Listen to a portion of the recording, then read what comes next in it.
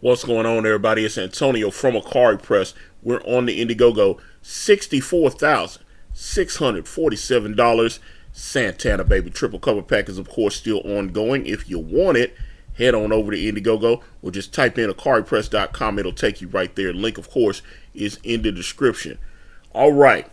So this is an article that is on IGN.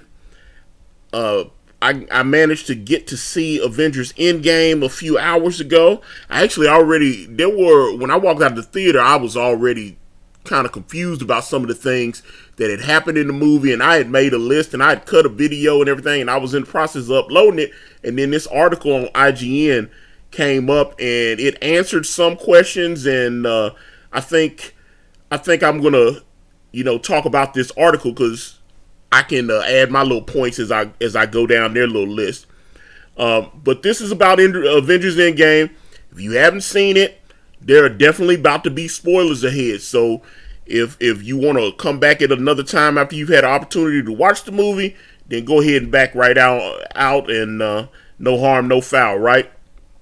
But here's the first question they popped. The mystery kid at Tony Stark's funeral. Now, I saw that. I was like, there was a bunch of people, and I recognized them. And then I saw they had this one little lone shot, and this dude was just standing there by himself, and I didn't know who the hell he was. But apparently, that kid was Harley Keener. That's the kid that Iron Man met in Tennessee in Iron Man 3. And it's played by the same actor, Ty Simpkins, okay? So that answered that question. I didn't know. Okay, they say, how does time travel work in the MCU? Because, they were very specific that when they were establishing, if you remember at the beginning, they started making all the jokes about different time traveling movies and stuff like that. They were very specific that Thanos' snap could not be undone. So this right here, where he says, this one isn't so easy to answer. While the Avengers do in fact use time travel to undo the decimation from Infinity War, it's a little confusing how their antics in the past affect their timeline, or timelines as the case may be. Professor Hulk and the Ancient One explained that you can't just go back in time and change the past in order to alter the future. That's why they were gathering the stones from different points in time, and then they were just going to go ahead and meet back up in the present and just reverse the damage. They always said that they wouldn't be able to undo what Thanos has done, but they could reverse it with the stones. Okay? But I thought there were some problems when they went back to like the Battle of New York, and they went back to the beginning of Guardians of the Galaxy 1, because that was another thing they said, where they was like, hey, you can't interact with your past self. And you obviously, if you saw the movie, you saw that they had Captain America versus Captain America. They also had Nebula versus Nebula. And in fact, later on in the movie, future Nebula kills past Nebula. She kills herself. Now, past Nebula can kill future Nebula. They did that. Remember, they did that in Time Cop. Anybody saw Time Cop? That, your past self could do things to your future self because it hadn't happened yet. But, the future version can't harm the past version because they haven't met up in the timeline yet. So you should be erasing yourself from the timeline. But they let Nebula kill herself in the past. And is Gamora still alive? Yeah, I wasn't really confused about that because Peter was searching. Yeah, she dipped out because remember, this is past Gamora. She hasn't fallen in love with Peter yet. So she was kind of confused when everything happened and she dipped out. So that didn't really confuse me too much. I actually thought that was kind of smart and they can build on that for Guardians of the Galaxy 3. Could Black Widow still be alive? Well, we know there's a Black Widow movie coming. So they're going to figure out some way to bring her back, whether anybody wants to admit that or not, or they could just be like, oh, this movie is in the past or whatever. Why can Cap lift Thor's hammer? That didn't blow me away because they hinted at it in Age of Ultron. Also, Captain America was deemed worthy to lift Mjolnir in the comic books. So if they're following the source material, Captain America can lift Mjolnir. So that didn't really, I wasn't like, holy shit, he's able to lift the hammer, because he did that like 30 years ago in the comic books. Okay, now this part right here, this is the part that blew my mind. What year is it in the MCU now, and why are Peter Parker and Ned still in school? Now, I got in a huge argument about this. Me and somebody else, we were texting each other to the point where we just had to just like stop talking to each other, because I'm sitting here going, okay, they established, and matter of fact, remember, they cut Thanos' head off, and then they make sure they go 5 years later. So here you go. By the end of Avengers Endgame, it's 23. That's 5 years after the decimation in Infinity War, which is set in 2018. So we have some catching up to do in the MCU. As for Peter and Ned, who have an emotional reunion at the end of the film, it's a bit curious that the two kids will still be in the same school if 5 years had passed. Shouldn't Ned have graduated? Yes, and technically Peter is 5 years older. He's not 5 years physically older, but the world didn't stop. Time did not stop moving in our world because the decimation happened. Peter was in the quantum realm or wherever he went when Thanos snapped everybody, right? So, okay, they brought him back. And if you recall, when he met Iron Man and they had their reunion at the end of the movie, you know, they hugged each other and he goes, Mr. Stark, I don't know what happened. I think I passed out. But when I woke up, Doctor Strange said it was 5 years later. So then I'm like, what the fuck is he still in school for? And in fact, if you watch the trailers for Spider-Man Far From Home, he's still in school. It's 2023. It's 5 years later. He should not still be in school. The world kept spinning when all this stuff happened. So he's 5 years older. His body hasn't aged, but it's just like with Captain America. Captain America was frozen on ice for like 70 years. He didn't stop having birthdays. He was still born on the same day.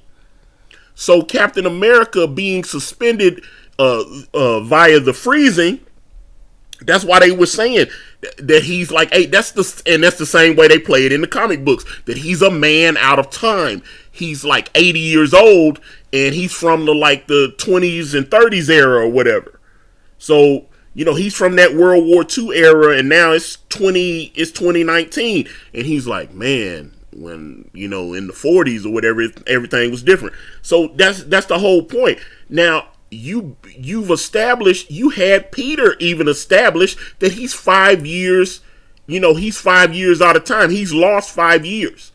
And then they're all at high school. And the trailer for Far From Home is showing that he's still going to school. So that doesn't, and the guy I was arguing was like, well, Ned was in the same place Peter went to. He got snapped out with Thanos. They never established that. And everybody in the movie didn't die. Remember, Thanos only took out 50% of the world's population, all the living creatures, whatnot. It was only 50%. Everybody in New York didn't die. Everybody in England didn't die. Everybody in Australia didn't die. It was only 50% of the world's population, 50% of the universe overall.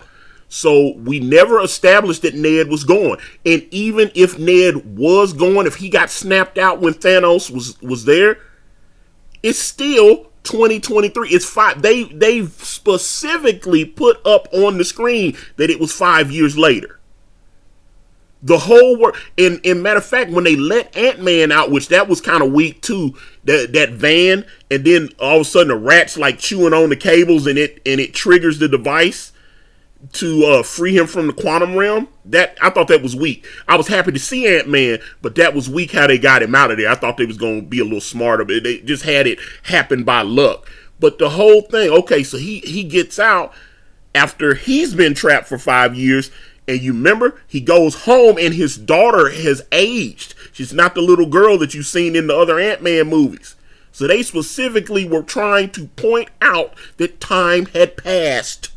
So if we're 5 years ahead, which Peter acknowledged to Tony, what the fuck is he doing in high school?